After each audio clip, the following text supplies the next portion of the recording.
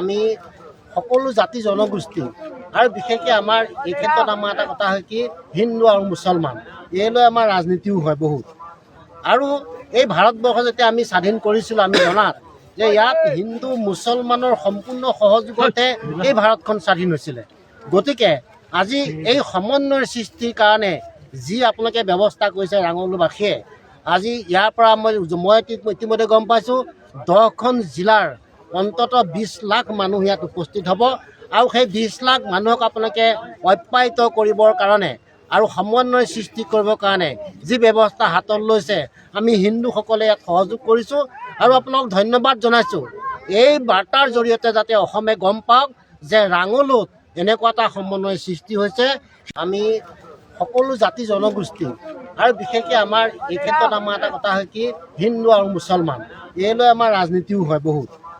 আৰু এই ভাৰতবৰ্ষ যেতিয়া আমি স্বাধীন কৰিছিলোঁ আমি জনাত যে ইয়াত হিন্দু মুছলমানৰ সম্পূৰ্ণ সহযোগতে এই ভাৰতখন স্বাধীন হৈছিলে। গতিকে আজি এই সমন্বয়ৰ সৃষ্টিৰ কাৰণে যি আপোনালোকে ব্যৱস্থা কৰিছে ৰাঙলুবাসীয়ে, আজি ইয়াৰ পৰা মই ইতিমধ্যে গম পাইছোঁ 10খন জিলাৰ অন্ততঃ 20 লাখ মানুহ ইয়াত উপস্থিত হ'ব আৰু সেই 20 লাখ মানুহক আপোনালোকে অপ্যায়িত কৰিবৰ কাৰণে আৰু সমন্বয় সৃষ্টি কৰিবৰ কাৰণে যি ব্যৱস্থা হাতত লৈছে আমি হিন্দুসকলে ইয়াত সহযোগ কৰিছোঁ আৰু আপোনালোক ধন্যবাদ জনাইছোঁ। এই বাৰ্তাৰ জৰিয়তে যাতে অসমে গম পাওক যে ৰাঙলুত এনেকুৱা এটা সমন্বয় সৃষ্টি হৈছে। আমি সকলো জাতি জনগোষ্ঠী আৰু বিশেষকৈ আমাৰ এই ক্ষেত্ৰত আমাৰ এটা কথা হয় কি হিন্দু আৰু মুছলমান এই লৈ আমাৰ ৰাজনীতিও হয় বহুত। আৰু এই ভাৰতবৰ্ষ যেতিয়া আমি স্বাধীন কৰিছিলোঁ আমি জনাত যে ইয়াত হিন্দু মুছলমানৰ সম্পূৰ্ণ সহযোগতে এই ভাৰতখন স্বাধীন হৈছিলে।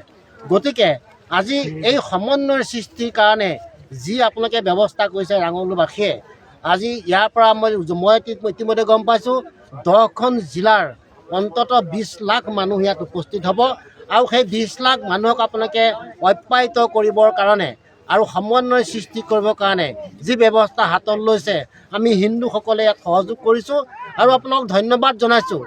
এই বাৰ্তাৰ জৰিয়তে যাতে অসমে গম পাওক যে ৰাঙলুত এনেকুৱা এটা সমন্বয় সৃষ্টি হৈছে। আমি সকলো জাতি জনগোষ্ঠী আৰু বিশেষকৈ আমাৰ এই ক্ষেত্ৰত আমাৰ এটা কথা হয় কি হিন্দু আৰু মুছলমান এই লৈ আমাৰ ৰাজনীতিও হয় বহুত। আৰু এই ভাৰতবৰ্ষ যেতিয়া আমি স্বাধীন কৰিছিলোঁ আমি জনাত যে ইয়াত হিন্দু মুছলমানৰ সম্পূৰ্ণ সহযোগতে এই ভাৰতখন স্বাধীন হৈছিলে। গতিকে আজি এই সমন্বয়ৰ সৃষ্টিৰ কাৰণে যি আপোনালোকে ব্যৱস্থা কৰিছে ৰাঙলুবাসীয়ে, আজি ইয়াৰ পৰা মই ইতিমধ্যে গম পাইছোঁ 10খন জিলাৰ অন্ততঃ 20 লাখ মানুহ ইয়াত উপস্থিত হ'ব আৰু সেই 20 লাখ মানুহক আপোনালোকে অপ্যায়িত কৰিবৰ কাৰণে আৰু সমন্বয় সৃষ্টি কৰিবৰ কাৰণে যি ব্যৱস্থা হাতত লৈছে আমি হিন্দুসকলে ইয়াত সহযোগ কৰিছোঁ আৰু আপোনালোক ধন্যবাদ জনাইছোঁ। এই বাৰ্তাৰ জৰিয়তে যাতে অসমে গম পাওক যে ৰাঙলুত এনেকুৱা এটা সমন্বয় সৃষ্টি হৈছে।